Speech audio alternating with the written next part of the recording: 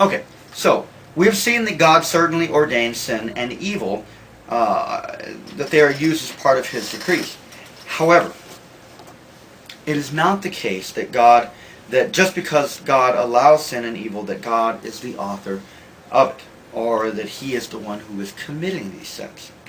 Scripture is very explicit on certain points of things that God cannot do.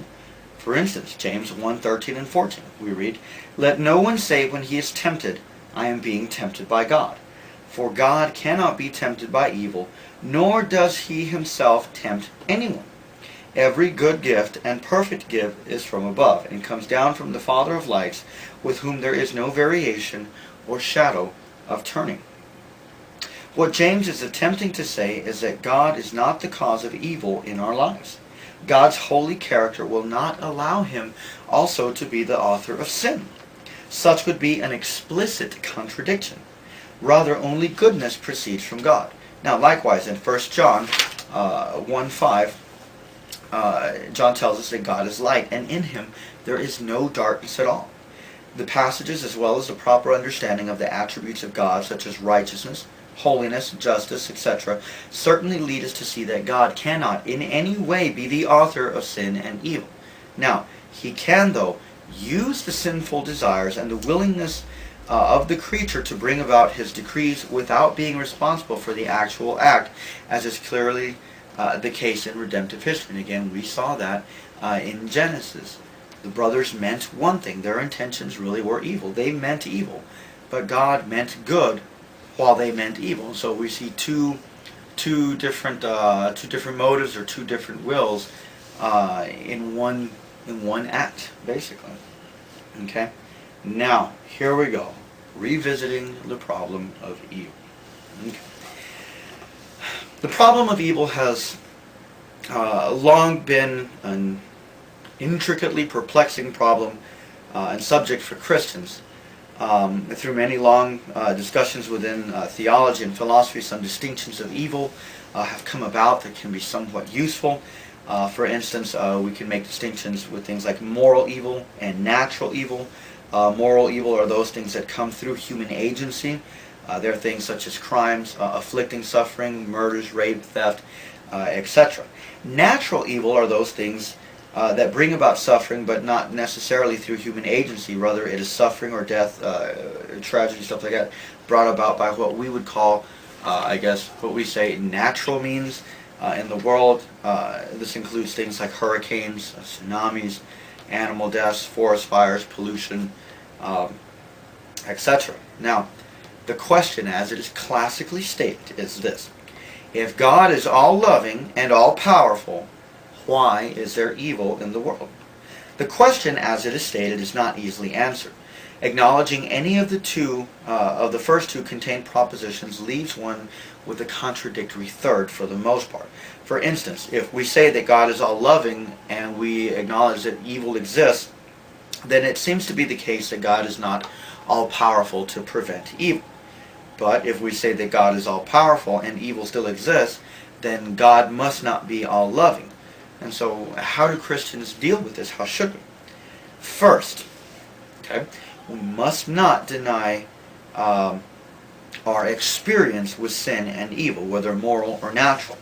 We can recall, recently, things like what happened with Hurricane Katrina several years ago, the devastation, also the tsunami that hit Southeast Asia.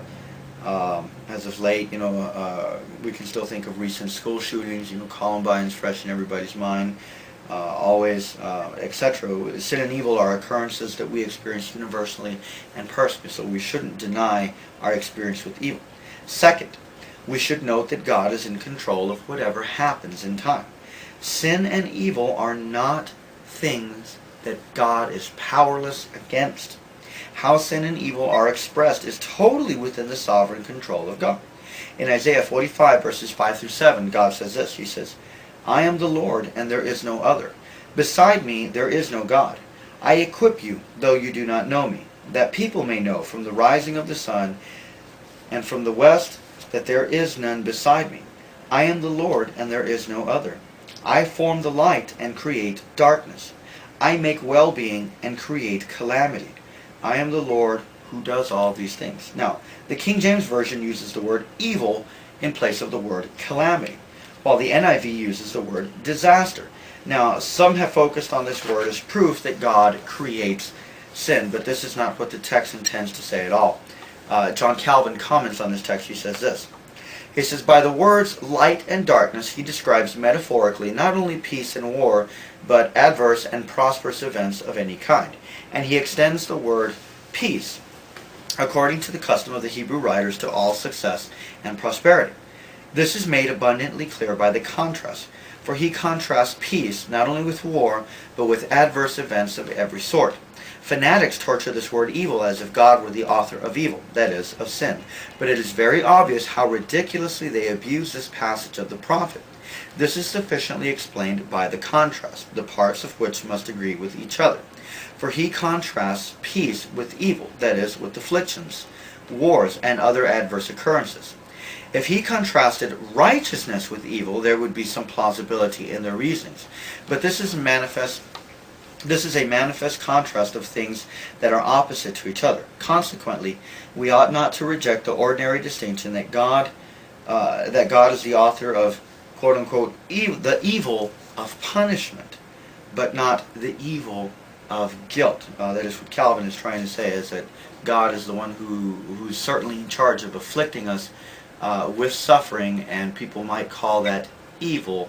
Calvin says here, in quote, the evil of punishment, but God is not the author of the evil of guilt, or that is, he's not the author of sin. This brings us to the third point, that even though God wills to use the sinfulness of the creatures, this does not mean that God is responsible for sin. That is, God is not the one guilty of committing sins. Creatures are.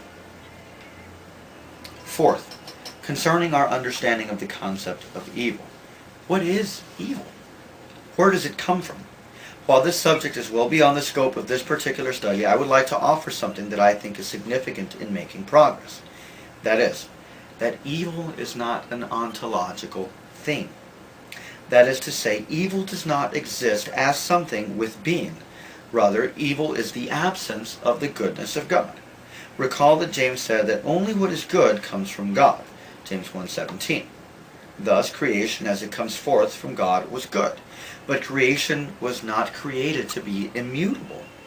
Psalm 102 verses 25 through 27 reminds us that only God is unchangeable, and the creation will perish or grow old, and that it will be changed. Creation, basically without God upholding it, can only revert back into non-existence. That is, it breaks down. To illustrate, imagine an object suspended in the air. Pen. Okay? Because of gravity, the natural tendency of the object, if it were not upheld, is to fall to the ground. Okay? It needs no help from the thing suspending. That is, I don't need to slam it down to the ground in order to make it fall. All I need to do is remove what I'm using to hold it up, and its own natural tendency, according to its nature, is to go down. Okay? Thus, let's go back. Creation, in the same way, when not upheld by God to remain good, is allowed to change. Thus, when man sinned, he was left to his own freedom, if you will, to choose according to his own desires. Now, what this definition does is it releases the Christian from the initial trap of the classical problem of evil as stated in philosophy. For in the classical problem, evil is posited to exist as something alongside God. But if evil is not a thing that exists ontologically, then certainly God is not responsible for evil as such, since evil would only be God allowing the creation the freedom that it desires, or the freedom to revert back to what it is without God, and that is it isn't good. It's God that makes it good, and so God simply withholds its goodness. So freedom in that sense would be the natural desires or the natural tendencies of creation.